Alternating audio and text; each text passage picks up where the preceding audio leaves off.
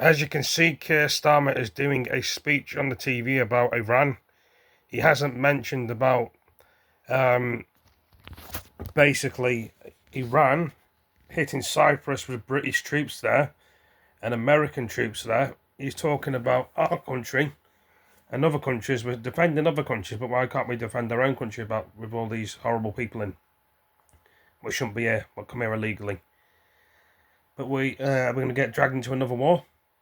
By the looks of it, yes. I remember Afghanistan war and Iraqi war with the British and the Americans, and probably some of the Canadians and Australians, who knows, and Russia and many, probably Ukrainians, or there's probably all sorts of people. But the Ukrainian war and the Russian war had some Chinese people fighting on their side and some African people on their side and volunteers, and probably some people from, just trying to think of the country. Sorry if I'm looking down or up, I'm just trying to think. The Ukrainians have only got the European Union to help them and NATO, but now things are all over the place.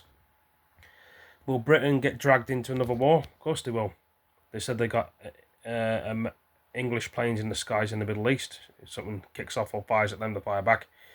They'll be using Americans will be using British air bases just in case. And the Americans come into the UK to defend the UK in case the Iranians attack England, or which they probably will in London, or probably Northern Ireland, Scotland and Wales. Will NATO and the EU help the UK kicks off? It doesn't make half the sense half the time the Prime Minister, some people would say, but that's his speech on the TV. And his talk, it says on the TV, this is in the Mirror News, UK will allow US bases to strike Iranian missiles.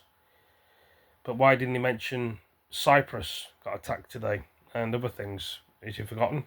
I mean, I watched another guy, YouTuber, talked about it. It's British standards. He talked about Cyprus getting attacked with 2 missiles. It was Dubai that got hit as well, and probably some other places. Will the UK army bases in Northern Ireland, Scotland and Wales get attacked by Iran, like bombed, or by Russia? They get bombed. Who knows? But I thought I'd make a quick video and explaining it, guys and girls, and ladies, gentlemen, boys and girls. We're in for a heavy ride, a rough ride. Why can't the Prime Minister be honest? And we say we're not involved in the war, but we are involved. So yeah, a lot of people are probably angry about that. Perhaps he's confused like everybody else and know what to do. Well, we're in for a bumpy ride, as one would say, and it could get even worse. But we'll just have to wait and see what happens when British troops go on the ground in Ukraine eventually, and will the rest of NATO do that as well? Will Ukraine keep fighting the war for 5 or 6 years against Russia? This is another quick update. Hope you all enjoyed it. Give it a like, give it a comment, tell what you think.